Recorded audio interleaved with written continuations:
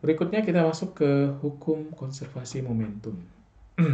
Jadi momentum itu conserve ya. Ya, momentum itu tidak tidak berubah ya. Kecuali kalau ada gaya eksternal. Nah, jadi perubahannya itu terjadi kalau ada gaya eksternal yang berupa impuls tadi ya. Nah, kalau tidak ada gaya eksternal, maka momentum itu harus conserve atau tetap ya, tidak hilang atau tidak diciptakan. Jadi total momentum sebelum itu harus sama dengan total momentum setelah. Nah, misalnya ada seorang astronot yang beratnya 100 kilo bergerak dengan kecepatan 9 meter per second. Lalu dia menabrak astronot yang lain yang masanya 150 kilo tapi pada posisi diam ya. Nah, setelah tabrakan, kedua astronot ini saling berpegangan. Jadi setelah bertabrakan dia memiliki kecepatan yang sama. Nah, maka pertanyaannya berapa kecepatan setelah tabrakan? Nah, kita hitung saja ya, momentum sebelum tabrakan itu hanya disumbang oleh astronot yang 100 kilo yang bergerak dengan kecepatan 9. Ya, jadi ada momentum 900 kg meter per second.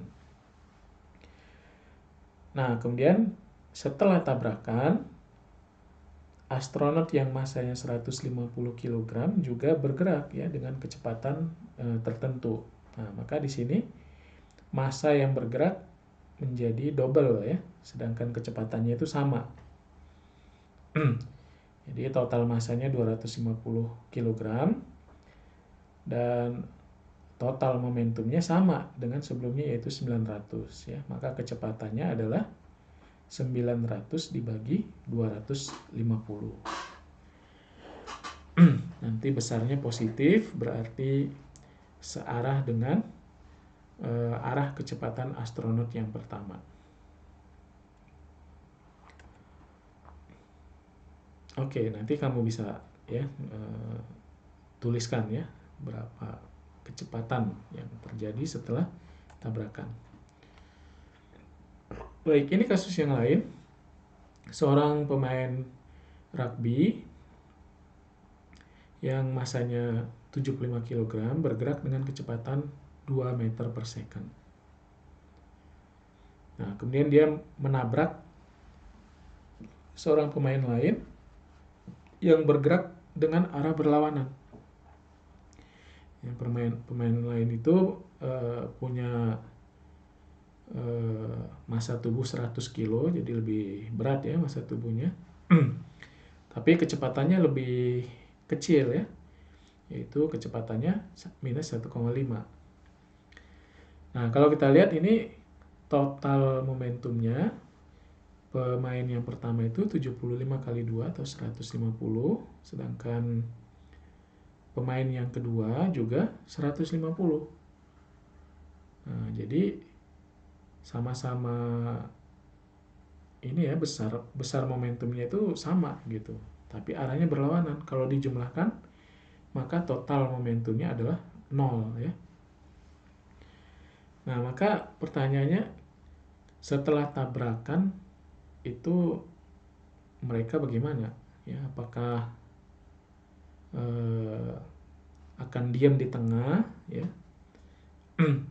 atau akan terdorong ke depan atau ke belakang gitu?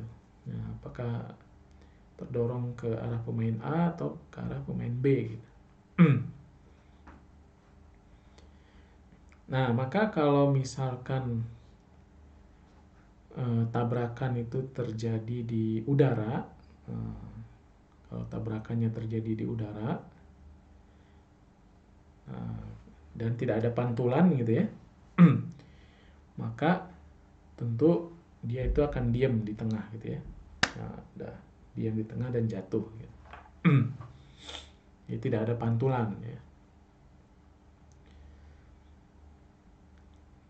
Nah, tapi kalau misalkan tabrakan itu terjadi di tanah ya, bisa lagi berlari gitu, dan menabrak,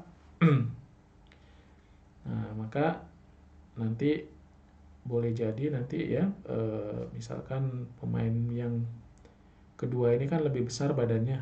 Nah, karena lebih besar badannya, dia itu mungkin bisa memberikan tambahan gaya eksternal ya dari dorongan kakinya gitu. Nah, sehingga dia bisa mendorong ya pemain yang pertama. Baik, kita lanjut. Sekarang apa itu joint reaction force? Nah, tadi saya sudah sebutkan di depan sedikit, yaitu gaya yang terjadi di joint atau persendian ya. Nah, jadi kalau misalkan dipotong gitu ya, misalkan sendi lututnya dipotong, nah maka akan keluar nih gaya internal ya, gaya internal yang merupakan gaya yang terjadi di persendian.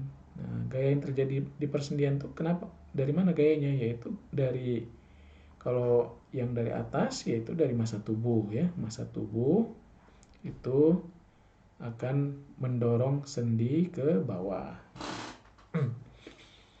Sedangkan yang dari bawah itu dari ground reaction force ya, dari gaya di lantai yang mendorong ke telapak kaki nanti masuk ke persendian. Nah, jadi kedua gaya ini kalau misalkan sendinya disambungkan, dia akan hilang sebagai internal force ya. Tapi kalau dia dipisahkan, jadi kalau kita ingin menganalisis terpisah antara bagian lutut ke bawah dan bagian lutut ke atas, maka gaya ini harus dimunculkan.